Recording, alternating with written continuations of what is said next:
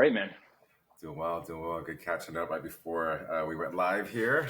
Looks like the audio is good to go, and we can definitely start this, this episode, this podcast, this conversation. And I guess as we discussed prior to jumping on, wanted to hear really about your journey in software engineering, your career, some interviewing best practices, and then we'll obviously move towards some of the things you're doing currently as far as a self-engineer.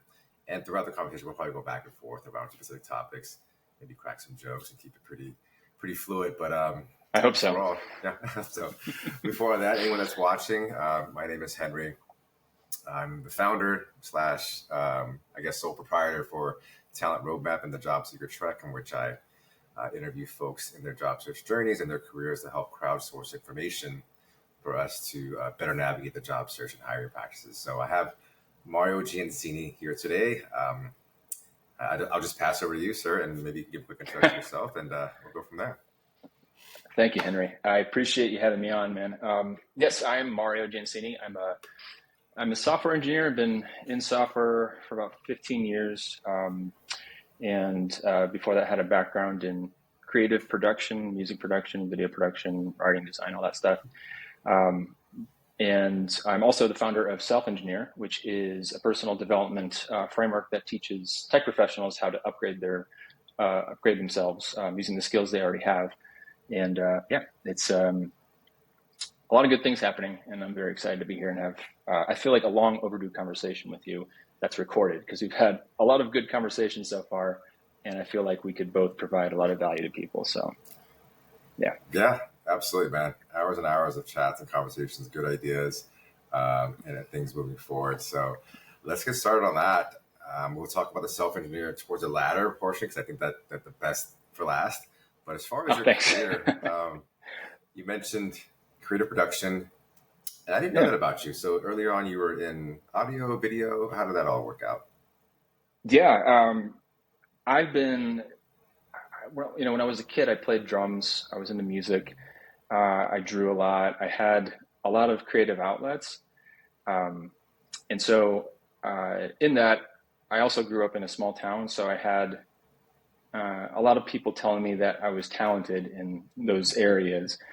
So I kind of had this like fixed mindset about it, where it's like you either have it or you don't, right? Like you don't, I didn't really fully understand how, what would you say, deliberate practice would like amplify your abilities and how that could take you. So as I got out in the world, I found that I kind of relied too much on that talent so much, and started to lean more into my technical skills, which I also had. So the areas that I excelled in the creative side were actually, they all kind of encompass technical elements. So technical drawings, music production, where I would actually program music, or sound design, as opposed to being like a musician's musician or something like that. So that started to kind of open up to me, and I was like, oh, maybe I should kind of double down on this stuff. And so I was going to college at the time, Penn State University, and I switched my major from electrical engineering to information science technology. That's what it was called at the time, but it was like the basics of software development, or at least understanding databases, understanding, basic browser functionality, JavaScript, HTML, things of that nature. And I loved it because I wanted to make a website for my band, and I was getting all this information. And so I had a creative outlet for my other creative outlet using my technical skills. I was like, oh, this is really cool. So that's how that kind of evolved. And before I landed anything like a full-time work in software or in web development or anything like that, I was doing audio production. I was working at theme parks, or helping bands record. I was recording myself. That also translated into video production work, photography. So kind of all those creative medium outlets. Had like a small business at the time back in the day. And eventually, kind of through my own experimentation and curiosity, and just like, okay, I made a website for my band. Now the people I'm doing video for, I'm also like making their website. And then I dived more into that. I'm like, actually, I feel like there's something lucrative here for me, and something that's even better for me at the time. And so I doubled down on it. And a lot of continued education online, and experimenting and just tinkering and building eventually led me to my first full-time role. So yeah, that's kind of the genesis of it. Crazy to hear, man. Band, musician, theme parks, audio production, self-learning online. And then you had that aha moment where you're like, wow, this is actually pretty lucrative. It sounds like um, just a curiosity of just trusting that the path is going to take you somewhere else and always Yeah. thinking about, it seems like you were really curious about just how things worked and then how they came together. And then an idea stemmed from building a website for your band to doing other Yeah. things. So how was the interviewing process in that first role? What was the name of the role? And if you can share which company, fantastic. If not, you Sure. know. So I had, it's funny because I think that my first role kind of I eased into it, where I was working for international television broadcasting station that also had ownership in a theme park in Orlando. It was Trinity Broadcasting Network. Okay. And so I was an audio technician there and a stage technician. But they needed help with photography, and then they needed help with kind of some programming elements, some of the stuff in the IT department. So I didn't really have an interview per se, as I kind of like slowly slid into that role through other, Got it. talking with people and kind of like delivering high level on the creative ideas, and then kind of adding a little value with like, oh, I could probably help with that. And so kind of creatively inserting myself in different places. And the first full-time role was, it wasn't, that was kind of like a part-time role with that. Like it was part responsibilities alongside other ones. But the first one was when I worked at another television studio called Mojo Brands Media, but they owned a television show called The Daily Buzz. And it was Okay. a morning comedy TV show. It might be still running, but I think that was a startup that ended up pivoting at some point. But I was in charge of all their websites, all their web properties. So wasn't software development per se, and like, oh, I was learning, I was building applications with C++ or something like that. It was web development. You know what I mean? Like Got it. I was maintaining and building WordPress websites. I was spinning up web tools. I was making things talk to each other. That's when I really first got into my liking of utilizing third-party APIs to like connect this service and then make something happen. And I was like, oh, this is really fun. It's kind of Wow. playing. I described it as playing with digital Legos, because it's like you have this component and this component, and you put them together and you make something useful out of it, hopefully, or you just tinker. But so yeah, that was my first time. That was my first like full-time role, and that one, the interview process honestly was. For that one, it was a network connection. I had a friend that I worked with at a different at the company I was working with. They had connected me with the person that was looking to hire for the role, Mm-hmm. and basically it was just kind of I would say I got lucky, to be honest, because it was Mm-hmm. more of like a single interview. I didn't have to go through layers of interviews. And granted, this Yeah. is like early 2010s when this was. It's a different time. And so just kind of from that's, I think, what opened that door for me. So it was a combination, if I were to summarize, a combination of maintaining network connections and maintaining my curiosity and trying to creatively insert myself anywhere that I could. So interesting, man. I think early 2010s, I have a similar story from the roles that I've landed, so to speak, right? Um, after, I guess, after my, my wife and I had our first child almost 10 years ago. Around the Mm-hmm. 9-month mark, I was looking for something more stable, put my resume out there to a recruiting firm for like blue collar work. I had no idea how recruiting worked back in the early 2010s. And they Uh-huh. ultimately hired me as a in-house staffing agent. I lasted 3 months there because there was another agency across the way that my friend worked at, and she knew of me outside of work and how I was personable. I had a military background. I was very inquisitive. They ended up interviewing me through 3 rounds and hired me, increased my salary by 20K. That was my first agency job Wow. back in 2016. So yeah, it was pretty significant. Super happy. The office was modern. The folks all understood technology, and I got really interested in front end technologies and web development at that time. And then for some reason, it started to burn me out because I didn't necessarily understand the business side of things. and how we Okay. were supposed to place folks for commissions. And I felt like building relationships was my like operating manifesto, right? With anything that I do, I want to build relationships without building relationships, right? Just meeting people and enjoying conversations. And that led me to thinking about, hey, if software engineers are getting paid 150K and I'm placing them at these companies, why don't I just become a software engineer? Makes sense. Yeah. Makes sense. So I enrolled in Mills, which was an all-female undergrad. They had a co-ed grad program for interdisciplinary computer science, and where the folks that are enrolled would take their previous degree, and mine was in audio, right, so to speak. What a coincidence. Wow. Okay.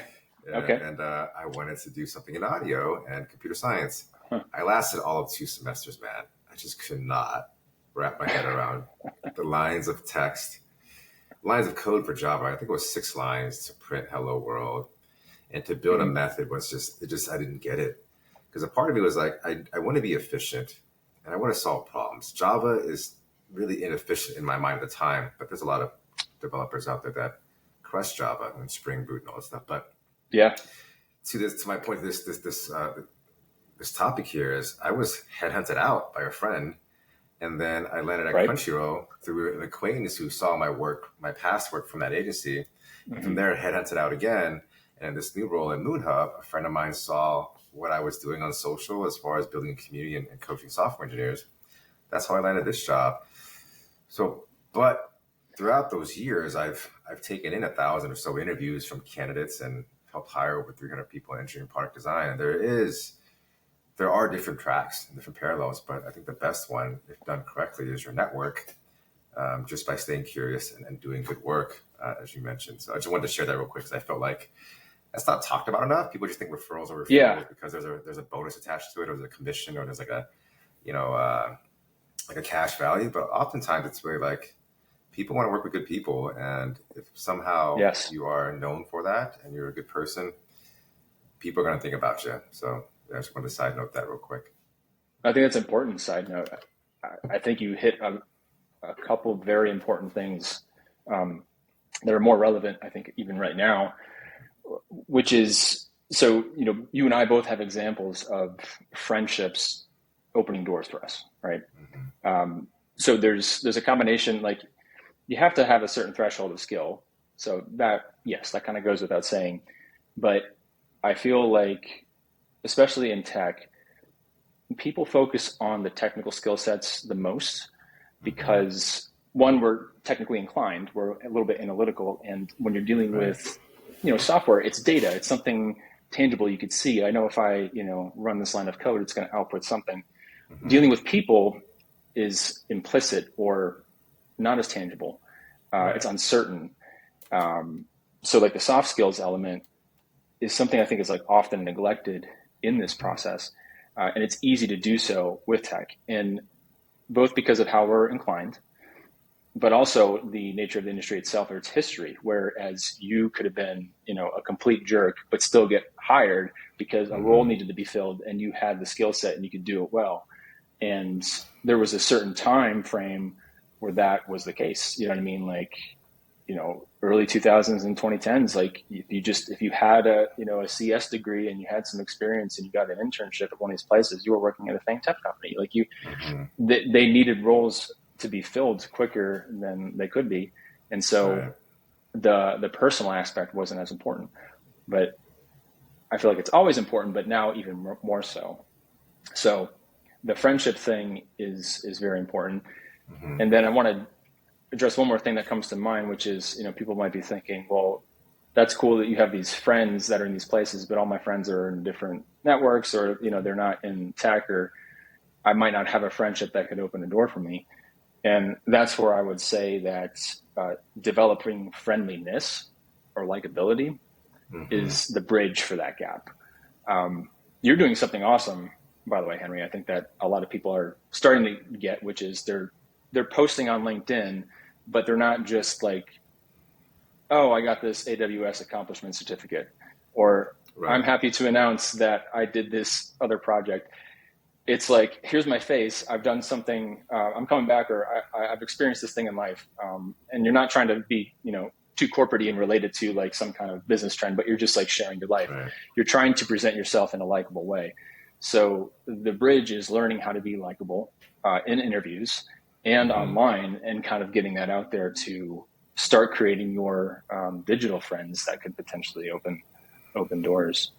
So Yeah, absolutely. Digital friends. I love that term. It feels very, what's it called? Gosh, one of those 5v5 games. Man, my daughter's going to kill me if I don't. It was like a Roblox kind of, but, back then they were oh, free. like a MMO or some kind of like Yeah, MMO, Fortnite there we or go. Exactly. Okay. Yeah, growing up, I was on StarCraft for the longest amount of time. Me and my one buddy, I think it was like 48 kilobytes or kilohertz with the connection. But yeah, Oh my gosh. sometimes like if you, and thank you for, bringing up the posts and Yeah. I do, honestly, I don't share a lot of the awkwardness behind that. I'll share it now. So there are I certain would love to business hear that. trends, and there are certain frameworks that I read about, and I actually hired a coaching program on how to like do cold emails. And at the end of the day, the posts that do the best, and however you want to calculate that, whether it's impressions, whether it's reactions, whether it's reposts, I don't even like really focus on that after the fact. It's really about reconnecting with old friends, and this isn't talked about enough. There are so many folks that I've worked with in the past that I was able to reconnect with because I posted that, hey, I'm back on LinkedIn, or I got a new job, or Oh wow. Yeah. update. And through those conversations, now they're referring me additional folks that in their network that need help with interviewing or resumes or need a new job because I'm at Moonhub now. And that just took me being a little bit, I guess, vulnerable, if you want to call it that. But I was excited to share my, this life transition or this new update. And the ones that do really bad are the ones that I try to like weave in a business trend. Like, here's why this matters for your job, because networking is. Yeah. And even when I post it, I'm like, Henry, this is probably not going to do well, but just test it, right? And when I got comfortable with just throwing stuff out there, and when folks mention the LinkedIn algorithm is gonna service you in a certain way if you do X, Y, and Z, that's partly true. I think some of the really marketing hookish type posts will get you traction very quickly.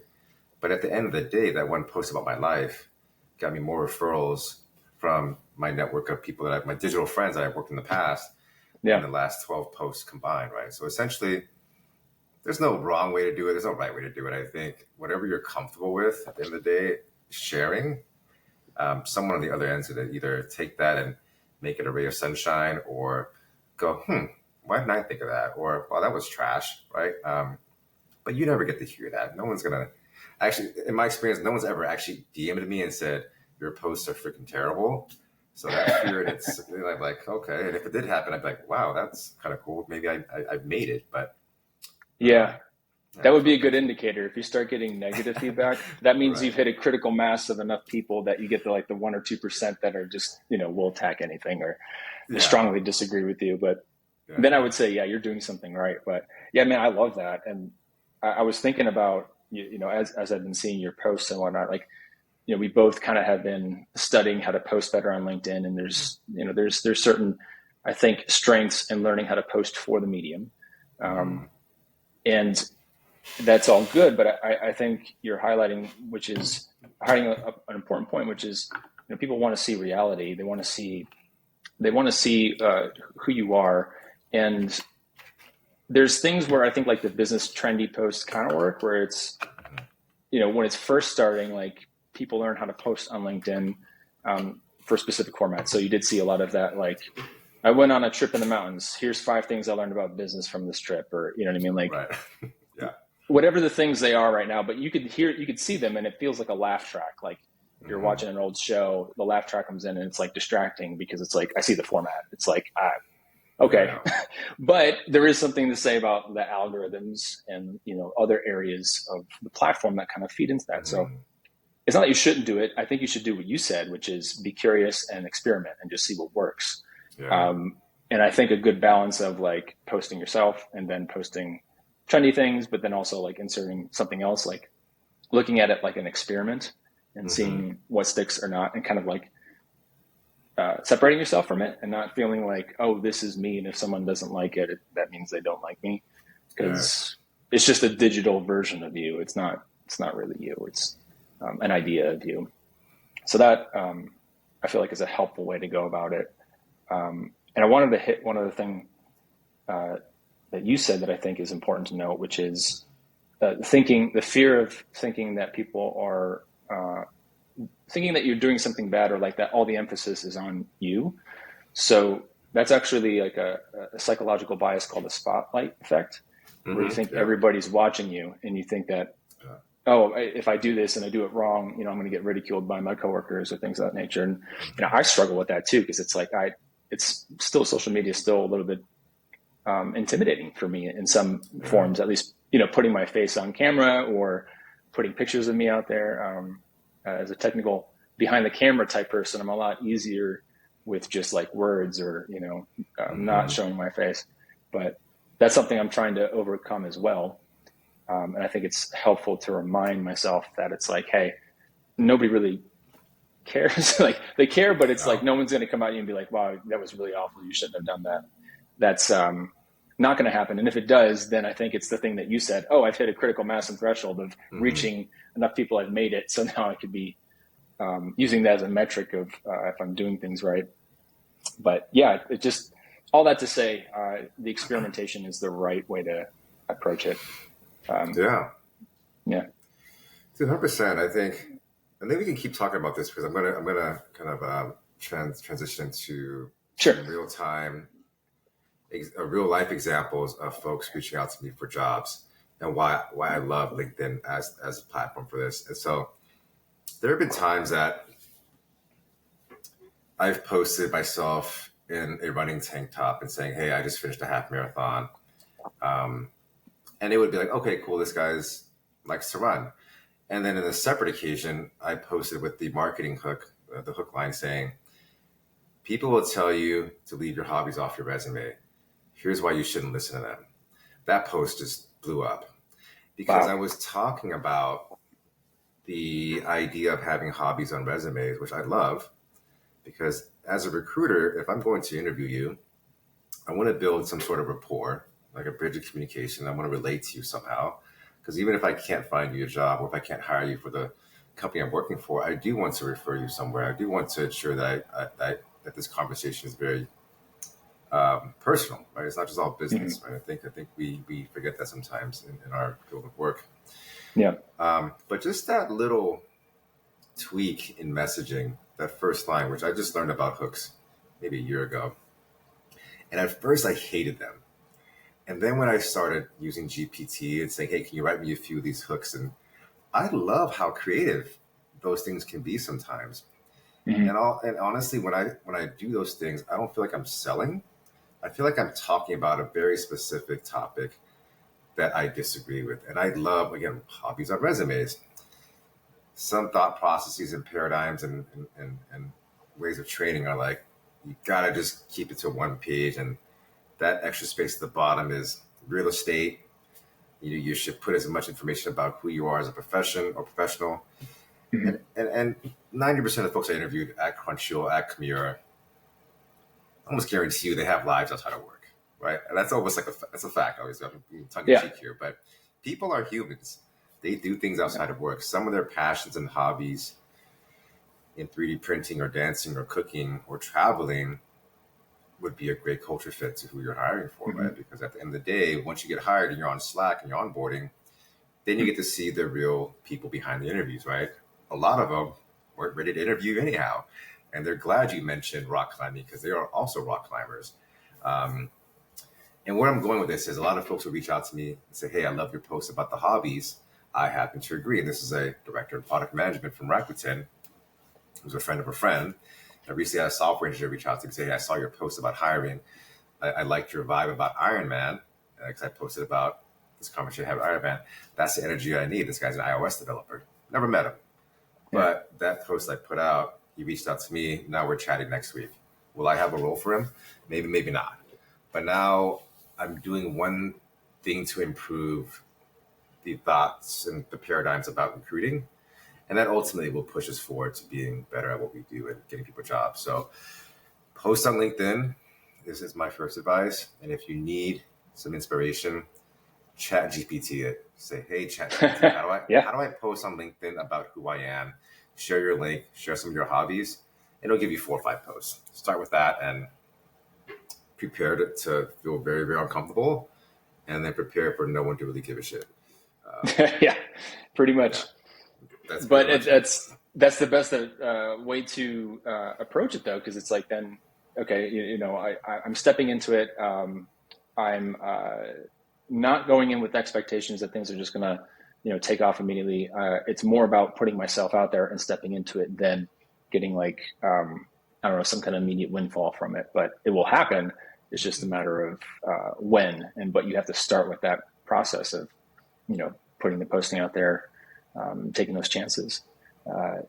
I think we keep on coming back to this theme, but talking about hobbies on the resume, when you see those hobbies on the resume and you think it's a good idea, and I think it is too. And I was actually talking to a friend of mine who did something similar. But the hobbies highlight what? They highlight potential for friendship. Yeah. Do I want to hang out with this person? Would I like working with this person? Do they feel like it's a culture fit? So it's funny because it circles back again to the friendship thing. It's like, what can I friend signal with? Is it a post on LinkedIn? Is it a hobby on my resume? Or is it some kind of imagery that signals I'm a fan of something else? I don't know. But there's different angles that you could emphasize for that, like that friend signaling or that likability that will help you stand out. So there was a time where I was on the hiring side of the interviews, in one of my roles around the time of the pandemic, when that was kind of happening and everybody was, scrambling to get more developers, and it was like a gold rush for devs and engineers. Right. It was a crazy time. But I was on the receiving end of looking at hundreds of applications, reading through resumes and cover letters, and then like having conversations with people. And the ones that stuck out the most were, and this, we have to take this with a caveat, a grain of salt, because the way uploading resumes and things of that nature have kind of changed with AI improvements. And, a lot of the stuff is like triggering algorithms. You have to get past all these filters. It's a little bit different now, I think, than it was then. But for me anyway, when I was looking at these, the things that stuck out were people that took the time to format it in a pleasing way, in a visually helpful way. Because I will say that looking at resumes for hours at a day of just text blocks that are just plain text format makes your eyes bleed. And it's like, I almost kind of just want to fast forward a little bit. And I'm like, now I'm keyword searching because it's like, there's just too much, to handle. And so if, that was then, and now all these resumes are out there, what can you do to just at least spruce up the format a little bit, just to make it a little more pleasing to look at, so that if it gets past all the filters and now a person's looking at it, how could I put those friend signals in? How could I put those personality attributes that will help extend past just like the bullet points of like, I worked here, I have this skill, I know these languages.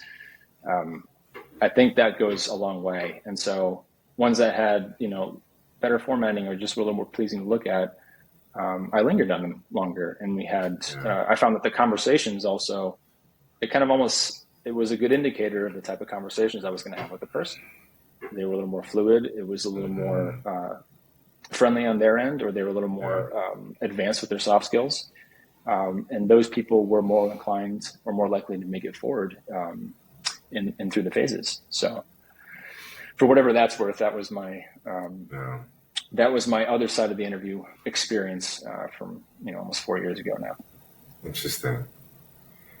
I'm glad you brought that up. And there's schools of thought like, gosh, I'll just tell you, I sent my resume into Google, and no knock on Google. I mean, this is a really separate time through a network connection. And just FYI, folks, sometimes network connections don't work out and you won't get the job. It's happened to me. That's very true. Yes. And so this was 2020. I just had finished taking a product management course, a design course, color theory, style guides. So I felt like I understood what it meant to create a user experience or a user centric design. And I said, you know what? How do I set myself apart as a recruiter and let companies know that I understand product and design and engineering? So I took some Python courses. So I used a certain type of font, certain format. There were no images, there were no colors, but the way when you opened up the resume, it looked very designy. It just felt fun, and it felt like, wow, this is like a product. But when I went to send it over to the individual at Google, like, you know, this resume feels very like creative. Does it feel like a recruiter resume? And that's all we discussed. Interesting. Right? Isn't that weird? I That's was like, very huh. weird. So it got the point across, Yeah. being a very creative resume. But in that moment, this individual, what I'm assuming, felt I wasn't qualified to be a recruiter there. I was like, how funny. Me trying to be creative backfired, right? And Wow. the conversation went well. I mean, I think we kept in touch and no knock to the individual, but that's Yeah. what we're facing as job seekers. Just certain thought processes and, you know, So if I'm biases. understanding right, like there's an expectation they had on the type of resume that should be sent for that very specific Exactly. role. Yeah. Wow. That's a very interesting point. I guess so that might merit like a job seeker right now to do a little bit of research on the type of expectations that company might have. Like if it's a larger company like Mm-hmm. Google, like what do they expect, a UX designer's website or resume to look like? What do they Yeah. expect, an engineer's Or resume to look like? recruiters. Yeah. So that's a very good point actually. Mm-hmm. And that, I feel like doing that type of research would be very beneficial, so that Mm-hmm. what kind of expectations you're dealing with on the other side, to make those changes. Because again, maybe it is a point where it's not so much about standing out as much as fitting in because they expect you to Mm-hmm. be that for that role. Yeah. Um, so there's two sides of that coin, man. You're right. It's so Like crazy. Yeah. So many that's a variables. challenge. And I Hmm. don't even think it was a Google thing. I think it was just that individual had seen so many resumes come in Yeah. from fantastic recruiters that mine just felt like it didn't feel like a fantastic recruiter Hmm. resume. And to your point earlier, like the ones that were designed really well, the soft skills were a bit better than average. The conversations, went smoother, and they would likely be a better fit for the company. A piece of paper, that's how powerful it is. Once you Yeah. see it enough, and I just can't really, I can't explain it.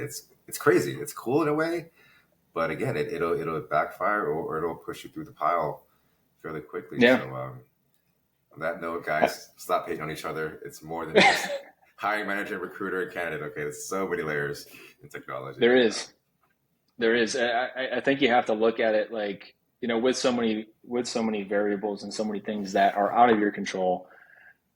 I think the goal should be, or at least a helpful framing of it is like, how many rejections can I collect, and have that kind Mm-hmm. of be the metric of like your progress until you get closer to, um, you know, closer to a position where there's Yeah. real candidacy potential.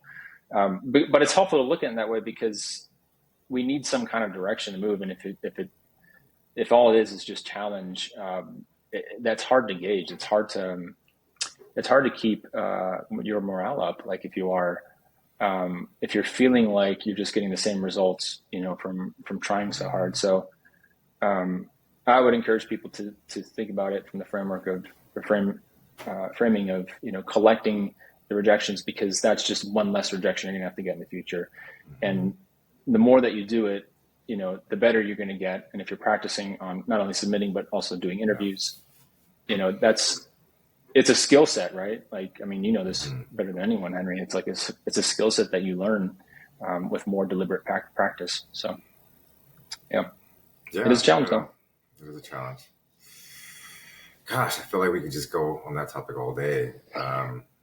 Yeah, there's a lot to talk about it on there. And I think, a lot of people are searching it. I guess a question for you is, I've seen some posts now of people saying or feeling like jobs are potentially opening up, at least with larger companies. They're starting to hire more. Now that Yeah. federal interest rates are coming down, that might have a ripple effect on the economy, and therefore there might be more jobs and things opening up. Holiday season, like usually people are ramping up for this type of work across the board. What do you think is what do you think is happening? Do you think that is that accurate, or is that just people kind of trying to get eyeballs? No, I think it's 100% spot on, and I'm gonna bet that full 100%, not 99.5 or 99 or 90. And the reason is, if you look at, and I follow a lot of folks that talk about this topic, and I'm in the same vein. And I'm a recruiter now. I didn't want to go back into recruiting, but this position at MoonHub was just so interesting because it's an AI agent that's helping us source better and provide the service to our clients that's going to improve the hiring process, which is something I'm super passionate about. And the Yeah, reason why I share this specific example is people are hiring recruiters like crazy now. And there's really only one job a recruiter is going to do in a company outside of, maybe moving into operations and stuff, is getting butts in the seats. mm. You know how difficult it is to review resumes. Imagine having to do that, plus set up your own interviewing panel, plus rejecting candidates, hiring candidates, onboarding candidates. There's this whole process that you want to literally just hand off to a recruiting team. So companies aren't going to spend money on recruiting teams and recruiting personnel if they're not looking to hire, right? Recruiters are in the seats first. And I think everyone is doing that right now. Mm. So as you see the posts pop up, I can go on LinkedIn right now. There's probably hundreds of recruiter jobs from good name companies, the Figmas, the Coinbases, obviously the FANG companies, and every other startup that is, coming out of YC or getting funded, through Greylock or whatever. There's a lot of movement there. And obviously the Fed rate has something to do with it. But I think we've gotten to a position to where tech itself learned a ton from the pandemic, right? There's the ability to work hybridly or bring folks back on site or 100% remote. Yeah, But there's also this ability to whoa, maybe we could just not hire too much this time around and really just keep people where they want to be, right? Because no one wants to mm. go through a talent war again. It's just so expensive to hire someone for 8 months, 1 year, and then have them be poached by another, competitor. So, Right. I can go off on so many tangents here, but yes, I think hiring is back. We're looking, so where I currently work, there's a lot of startups in the AI space that are hiring full stack founding engineers, back end, front end. What else? Data ML engineering. And if you are watching this and you've, paid attention up until this point, I think anyone in the tech industry right now should be learning AI in some way, shape, or form, in some fashion. Mm. Whether it's just playing around with ChatGPT and asking it to review a LinkedIn profile or give you interviewing questions, just understanding how AI works is going to put you in the conversation. You'll likely get asked about it in one of your interviews in the next year, or your thoughts are about it at least. So we are in the midst of a huge uptick, I think. Oh yeah. Let's go back to this video a year from now and see if I'm right or not. But I'm excited. I really am. I think companies are going to be doing some really cool stuff with AI. And that's like things with climate change, things with hiring processes, things in like the legal industry. You name it. There's going to be another transformation, and it's super, super good. It's going to be so creative. It's people are going to be like, wow, I probably should have learned AI last year or even understand it. So I think it's picking up. Yeah, I 100% agree with that. Yeah. I'm I think I'm in the same camp as you are with kind of the winds changing and things kind of starting to pick back up again. Yeah. Uh, you know, I've been steeped neck deep in AI since ChatGPT 3.5 came out, and Mm-hmm. that had that crazy moment and realization of what is possible with that. So over the past couple of years, it's been nothing but building with these large language models and how we could work with them. And I think to your point, it is going to be very important to understand how to work with them. I would say even more important than the development of the models themselves. Now, granted, if you're data scientist or if like machine learning engineer, that's also very lucrative and a great place to be. But I feel like the real wins are going to be when people figure out how to use them effectively in our real world use cases right now. Because you have kind of like these major players, and I'm not in any of these companies. I don't have any insights. So take all this with a grain of salt. This is just my perspective, but I feel like contributing to the models themselves, at least from the bigger companies like Anthropic or OpenAI and Google and whatnot, like that is going to be a lot harder to break into as opposed to learning how to use them in new ways now, because the ways we're using them are evolving. The way that applications are being written are evolving. It's not to say that everything needs AI, because everything doesn't, but new ways of working will likely be using it. And it also kind of reframes how we think about working with applications, how we store data. For example, when we're working with data structures, that's for us. That's for us to be able to query a database with a specific request and get out specific data, because we know the data is structured that way. When you're working with a large language model, the structure really doesn't mean that much, because it's an embedding, it's a vectorized meaning.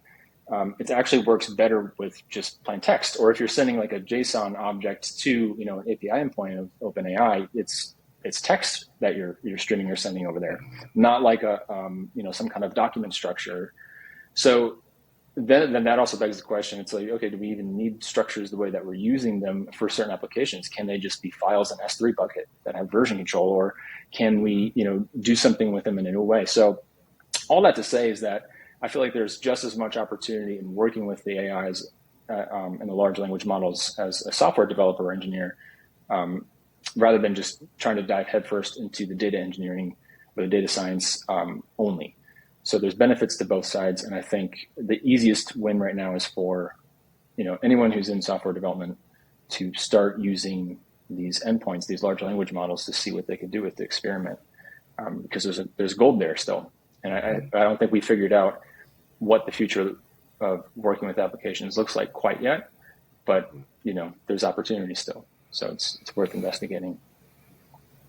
Yeah. I just thought about a common hurdle that job seekers face, and then we'll definitely pivot into the self-engineer, because I really want to talk about that. Thanks, man. Yeah, no worries. So throughout this conversation we've had, we're at AI now, and if you think about it, folks are still updating their resumes in Google Docs or hiring a resume writer. No, like not a bad idea, right? I think wherever you feel you need to go to get your resume updated or to do it yourself, fantastic. But there are always going to be blockers around feedback. There's going to be blockers around, did I write it well? And I think the further we get into hiring processes this year and next, people are going to realize that ChatGPT, things like Resume IO, heck, Grammarly, will all have this audio function. Most of them have it now, to where you can just talk into your phone and prompt GPT to rewrite it into an elevator pitch, right? One of the biggest things that folks hire me for is, how do I interview? How do I interview better? And oftentimes we're still relying on this, tell me about yourself question being answered in this manner. I went to this college or this program. I did these X, Y, and Z projects on calculators and weather patterns. My first internship was essentially doing SQL queries, and now I'm looking for a job. Right? Imagine hearing that as a hiring manager or recruiter over and over and over again. And then a candidate comes in and just shares this beautiful story of how they got from video producer to band member to software developer, right? In a really 60-second pitch. I think AI will help folks understand who they truly are, and the value they add to a company by just encapsulating their experience into a story rather than a linear, this is how you're supposed to live and get a job type format. So yeah, I use GPT, the audio portion on my phone, oftentimes when I want to ask a question around, hey, how do I make this a bit more creative? Or how do I not sound like I'm writing from a template? And whether or not it gives me a good answer, it literally dumped those thoughts out of my brain so I can stop worrying about them. At least it did that, right? But I can go on and on. I want to shift to self-engineer, if you're okay with that at this point. Yeah, absolutely, Yeah. man. I appreciate that. Thanks. Yeah, so I guess I'll start by saying that I'm going to tie it in from something you just said there, which is, Mm-hmm. using AI and data to help understand yourself. You mentioned stories, like how do I talk about myself in 60 seconds? How do I describe who I am? And in let's say in job seekers, or what they're doing with these interviews, they get to that position. It's like, oh, I should talk about my job specific experience. But that question isn't asking about that because that's on your resume already. They Mm-hmm. don't need, like, you could already highlight that in bullet points. What they're looking for is, more of insights as to who you are as a person. Right. And I think a lot of people struggle with that because they might not actually know. They spend, especially, people in tech, they spend a lot of time again with, like, the explicit data that's right in front of them, things that they could see and touch or see on the screen and quantify. But the self is hard to quantify, Yeah. like to really know who you are. Timeless wisdom tells us to know thyself. So more than anything, that's the one thing I think we should be investing in ourselves is, like, how do I know myself? How do I know who I am? So um, that's honestly part of the reason why I made Self Engineer. It's a transformation framework for tech professionals to, for me and other mentors, to teach them how to know themselves better or upgrade themselves better using these superpowers that they have with data and with AI. But, like, instead of building an application, you're learning how to build yourself, or learning how to tell your own story. You're So diving crazy. into yourself, and it's just, nobody's really talking about that. Like, there's tons of self-help out there, right? Like, I mean, you Right. could listen to all the podcasts, you could read all the books. I mean, I got, like, all of them behind me here, but, like, Yeah. the problem is that self-help by itself, at least in our modern age, is kind of broken. It's a bit useless if you think about it, because it's symptomatic. Like, I have a problem, I get a book, I listen to a podcast to try to get a tidbit or a tactic or a trick, and then maybe I'm better. Uh, but none of those things last because people kind of forget this. I feel like this really big issue that's kind of in our modern day society, which is our available attention is at, like, an all-time low. Like, we have our available attention is so distributed, like, it's almost like we don't own it. It's like we can't control our future because so much is demanding of us. It's kind of Right. like a DDoS attack on our minds. You know what I mean? Like, you could overwhelm a system by sending too many requests. So you have your phone, you have your work, you have Slack, you have email, you have, family expectations, you have the world being uncertain, you have, I'm worried about the future, all this stuff. And that's all, like, vying for your attention. And no one is, like, just sitting and, like, looking at their own data and being like, well, this is who I am. And these are my strengths. And actually, I don't care about what this person is saying on Instagram or on LinkedIn. Like, this is what I want to do. This is Mm-hmm. who I am. And we don't sit with that enough to kind of, like, really hone that in. So that's what the program is for. It's taking principles from software and timeless concepts and applying them on ourselves. And so that's, I guess, in a nutshell, what I've been working on for years now, and been mentoring people along the way, and now have this new version of this program that I'm releasing out into the world. So, Yeah, man. It's. I think when you first shared this with me, one fantastic idea, right? I think it'll help even just solve the entire job seeker journey. Understanding who you are, how you operate, yeah, and what you can bring to the table, right? The soft skills just naturally solve itself once you understand who you are and write yourself down, or write all this stuff down.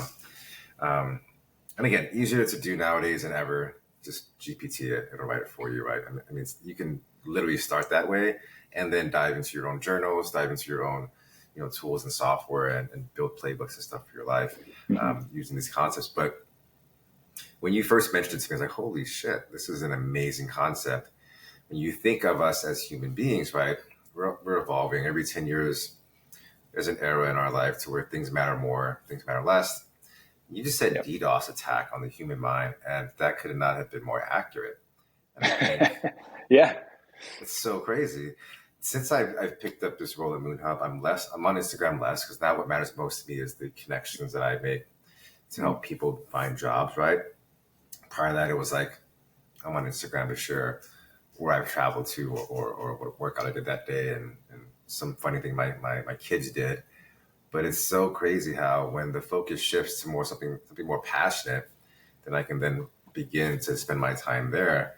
And I don't think a lot of us even realize this, to be quite honest, until you paint that picture of thousands of inputs without me knowing.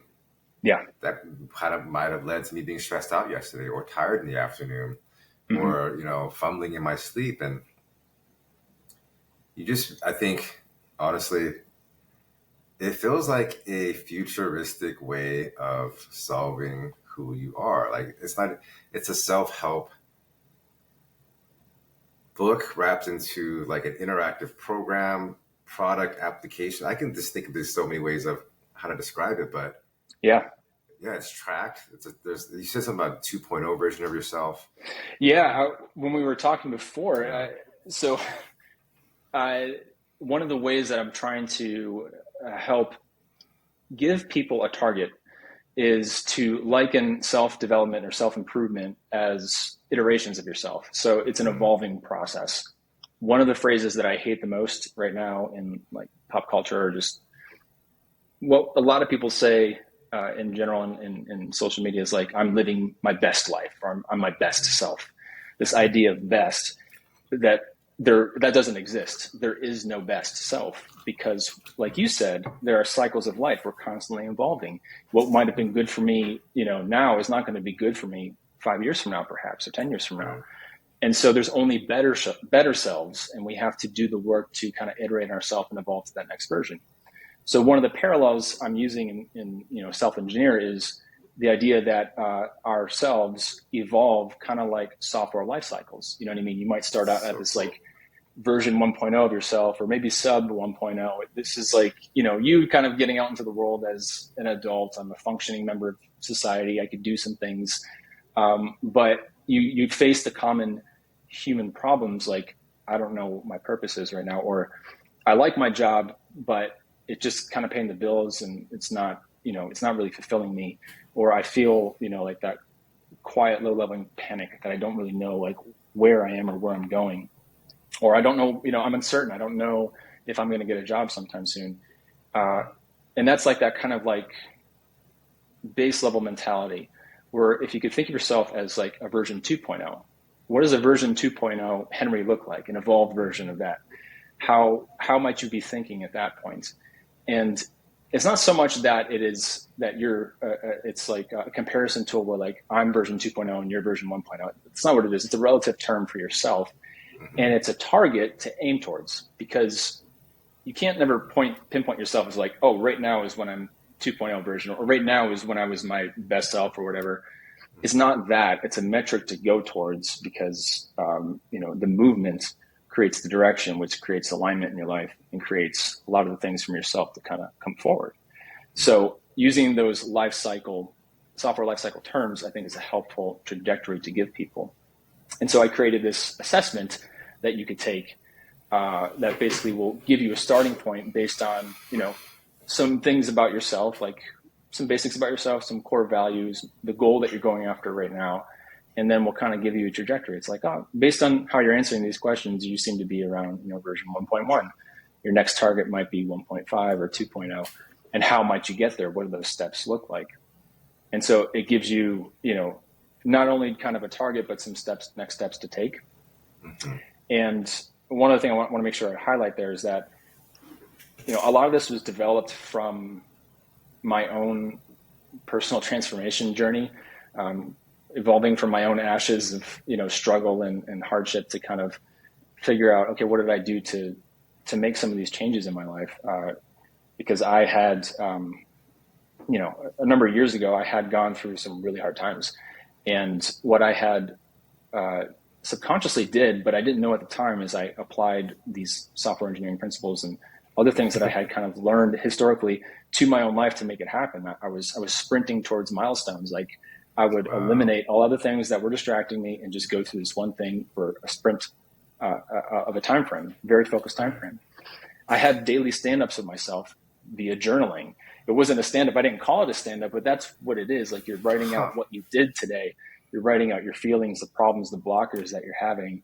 And then when you get it out of your mind, it takes the two-dimensional aspect that you think about that you can't get out to three-dimensional, and you can see different sides of it. You can look at the problems in different ways. Wow. And that just like opens up, your perspective. And so, yeah, man, I had gone through these difficulties, and I wanted to crystallize what I did to kind of come from this hardship to a very fulfilling life or inner life right now. I'm finding alignment in where I'm at. And as I was mentoring people along the way and kind of like getting their feedback, I found that kind of creating this program to have both things that you could do and directions you could take, but also a mentor along the way is, I think, the real catalyst that makes it happen for people to kind of make those changes that really stick. So, that was... I'll get off my soapbox for a second and let you comment if you want. Sorry about that. So many aha moments, man. I think, one, before I forget, we should include your assessment in the show notes. It'd be really cool to see what folks can uncover about themselves in that specific assessment, which I still need to take, by the way. I think after that, one interaction, Moon Hub came, and I was like, whoa, life has changed, right? Which is, again, part of the process. Yeah. And I think,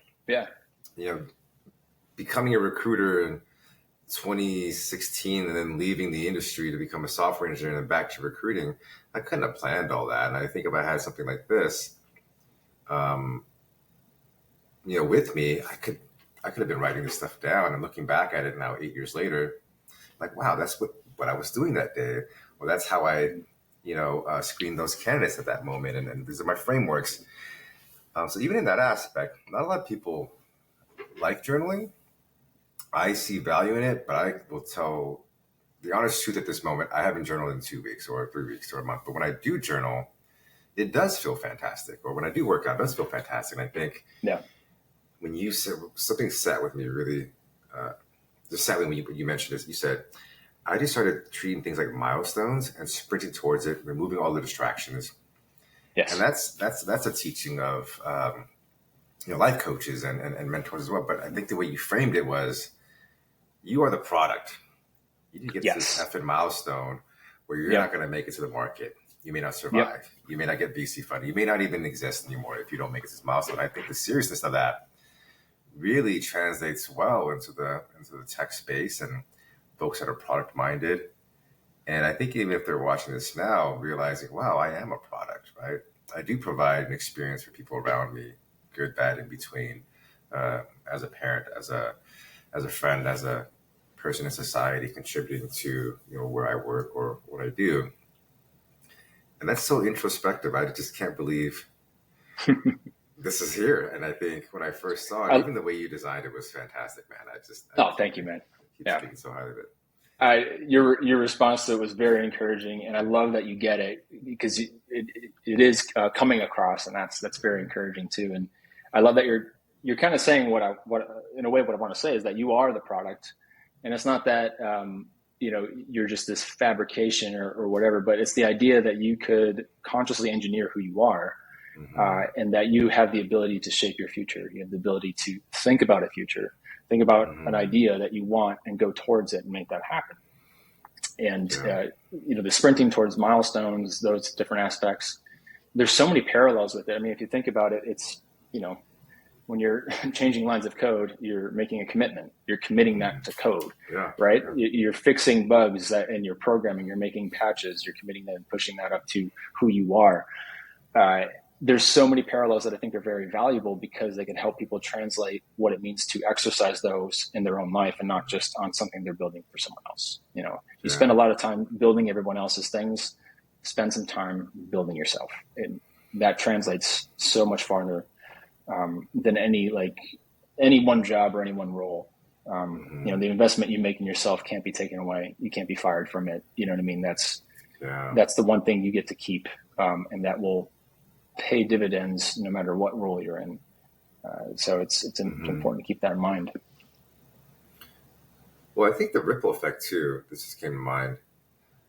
Work on yourself, sprint to your own milestones, I guess cross those epics and stories and get to the version 2.0 of yourself, then I think it makes you understand the importance of that in building a product that you're going to ship, right? And then I guess maybe the byproduct of that is you're happier at work and you're doing better work Yeah. and you're building better networks and you're becoming more memorable to where the job search, and this happens to a ton of people, may not ever have to exist for you. Right? I'm not saying this is going to be the end all be all cure, but I mean, there's folks that I've worked with in the past that have been in position for 7, 8 years. That's unheard of in tech. Yeah. But it happens, right? And I think if you're happy where you're at, I would bet to say that the people that are doing really well in these careers have figured out who they are and why they're there. They're not leaving for an extra 20, 30K, which would be fantastic, 100K, whatever. They just understand that the balance that they have in their life isn't just about work and vice versa. They come to work, they show up, and they work on themselves as well. So I think this whole SDLC idea about yourself, I think the timing is perfect to launch this type of idea with I AI think so and so too. on and so forth. Yeah. Yeah, because like with all the uncertainty that we have with AI, and even though jobs are opening up and things are evolving, um, technology has such a jump on us in evolution standpoint, because we make all these crazy jumps and leaps in technology that are far more advanced than that's faster than our human understanding to keep up with it. And so, like again, like the DDoS attack in your mind, most people, they have some kind of system in place to prevent that or to mitigate that risk or that attack, where we don't. Like, we're just subject to it all day long with our devices and all the other demands that are placed upon us. And so this program is that mitigation, that way to filter that and to learn how to be a stable release version of yourself, to have that inner stability so that you can balance all the incoming requests and know, like, okay, I don't have to address every single one that's coming in. I could filter the ones Wow. for the ones that are most important. And when you do that, like, the things that have been buried inside you, like that you don't know about yourself, start to surface because you've made room for it now. Mm-hmm.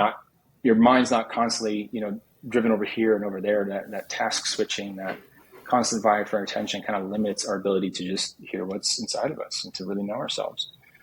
So yeah, it's a difficult path to do on your own, I will say, and that's why I'm offering this program as both not only just tools, applications, things of that nature. It's actually really more about the mentorship and putting the time in to write down your data, to look at it, to look at journal and to pull these things out of you, and then consciously assess them and be like, okay, these are my things. These are the things I could trade off for filtering to sprint towards that milestone. I could stop scrolling as much and actually focus on building that thing that I wanted to, or improving my relationships. There's just so much that gets uncovered when you go through this process, and this is the framework that I wish I had for myself years ago.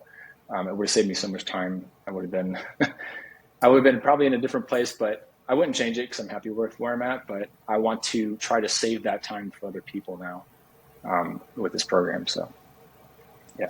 Dude, that's so cool, man. I think you mentioned a few years ago you were going through some difficult times.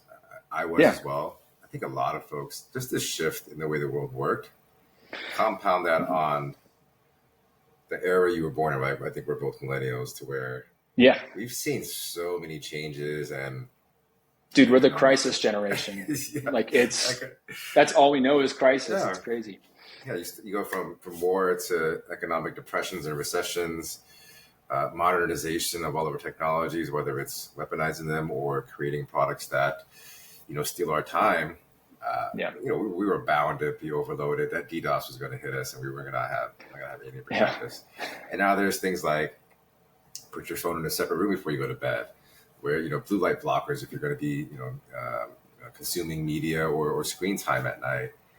And I say all this because there's so many things we can do, little steps to like keep our brains clear, but I'm not gonna remember all that stuff, man. Like I try I to know. put It's my hard. phone in a room, yeah, but I think this idea of reprogramming yourself and saying, sometimes I'm just not going to care where my phone is at, or wearing blue light blockers, or eating the right foods, or not binge watching certain shows, which I had to learn the hard way. I've always tried to be 100% complete everything. And that was part of my journey too, just letting things go and reprogramming and sprinting to the milestone of, hey man, have some balance. You don't have to solve everything tomorrow. Yeah. It was fun for me for a while, and then it wasn't until. Anyhow, I think this can work for a lot of people. Yeah. So you said something very important there that I want to make sure I highlight, which is, all those things that you're talking about, putting your phone in a separate room, blue light blockers, not binging things. Those are all tactics. They're ways to mitigate a part of the change that needs to happen, but they're not the change itself. And so the thing that I feel like I've uncovered, at least for me personally, and what I've noticed in, not that I have, that I am this smarter or better person or anything than other people, but I've noticed that I've been able to change certain things about myself where I have, friends and colleagues that are kind of still struggling with the same things and haven't been able to make those changes. And the problem is that most people try to change things incrementally that need to be changed fundamentally. And so they just apply a tactic. They just put their phone in the room for a day, or they take a social media fast, or, they're 1% happier, or whatever, like those small little increment things that they think will work, but they don't, because we don't live in a vacuum. You can't just keep on continuing those small little things. Life happens, something hits you, and you're like, well, shit, now everything's broken. I don't know what to do now. Yeah. So, but the fundamental change is the hard part, because that's like the rebuilding of a foundation. And it's hard to do by yourself because people have loss aversion. It's like one of the strongest psychological biases. You don't want to lose what you have, what you're familiar with, because often to go forward, you have to take like a step backward first. You have to look at your situation, assess it, and you kind of have to unearth a bunch of different stuff. And then you rebuild that foundation better. And then you could actually make the changes on there. You hit this critical mass of like, okay, I've rebuilt to this new threshold. Now those little 1% changes and those little things will stick because I've done the foundational work for it to stick. Wow. And that's the biggest piece I think that people miss. And I want to help teach people how to do, because it changed my life. And I want to impart that time savings on other people. I think it's important. Dude, yeah. On that note, can you maybe share a bit more about, I guess, the medium of the program? Is it essentially being online? And yeah, we'll just go from there.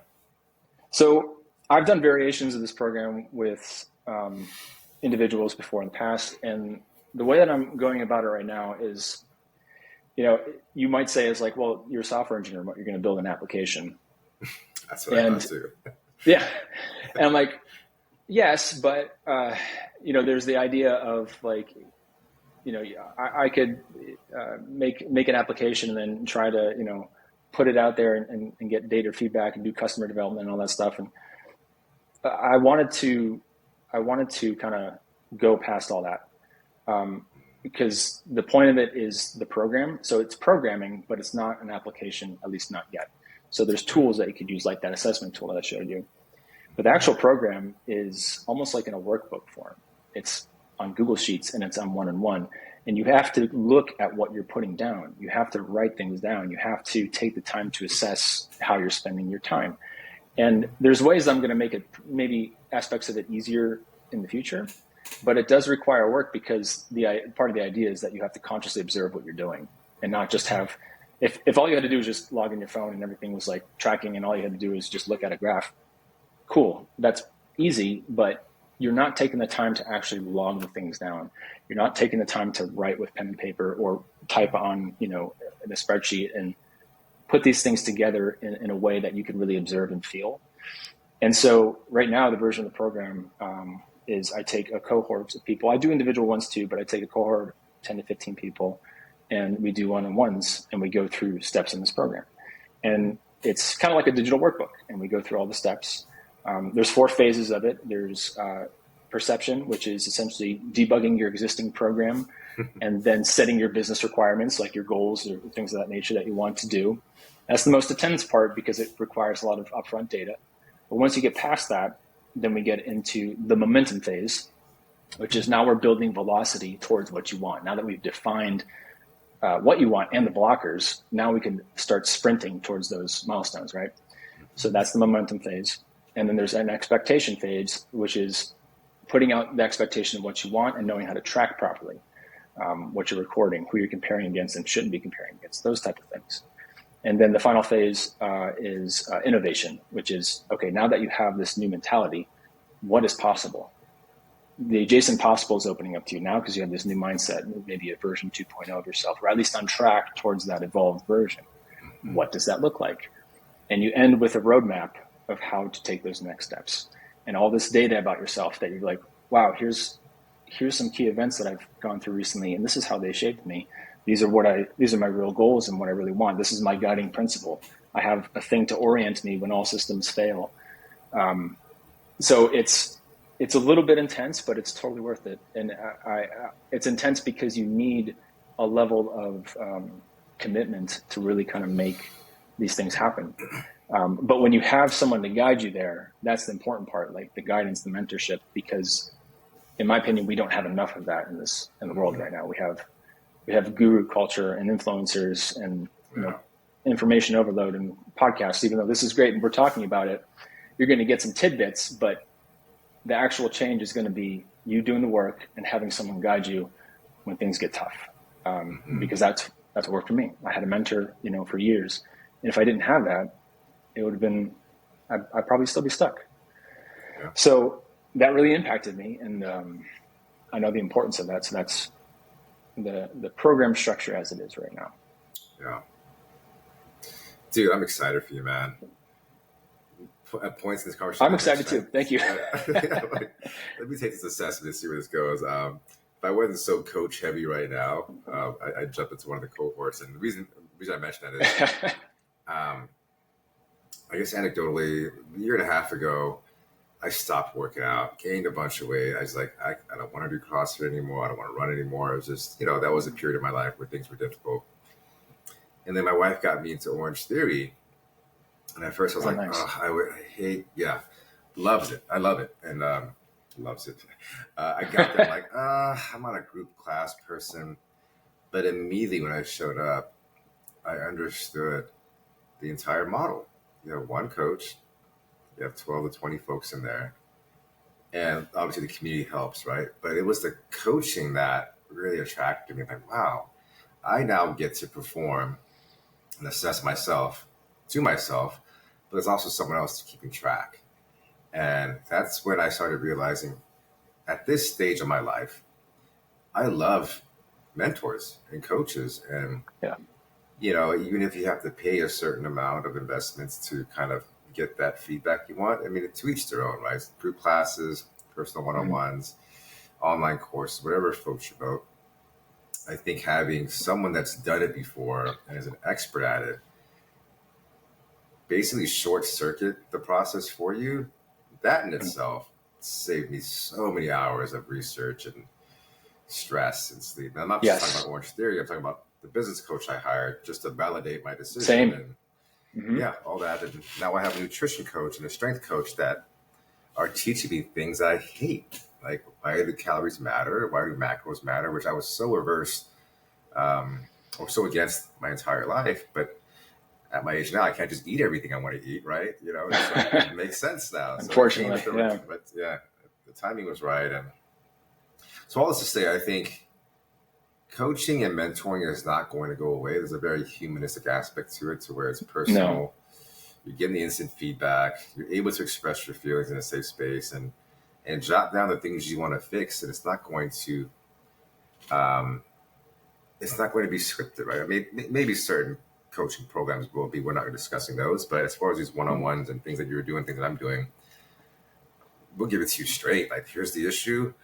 That's true. We're gonna fix it, and that's so important, man. It's so important because you want that feedback immediately. You want it real. You want it true. You want it honest. Yeah.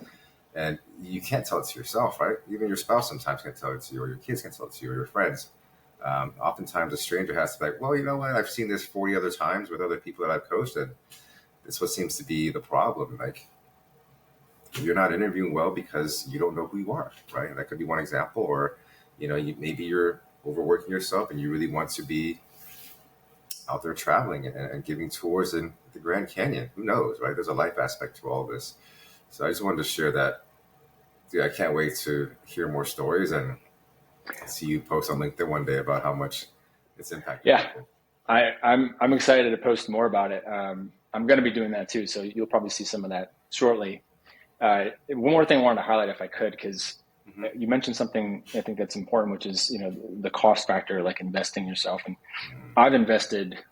I'm someone who's invested tens and tens of thousands of dollars in Mm-hmm. coaching and mentoring and Yeah. all these different things, and it's by far been the best investment I've ever made.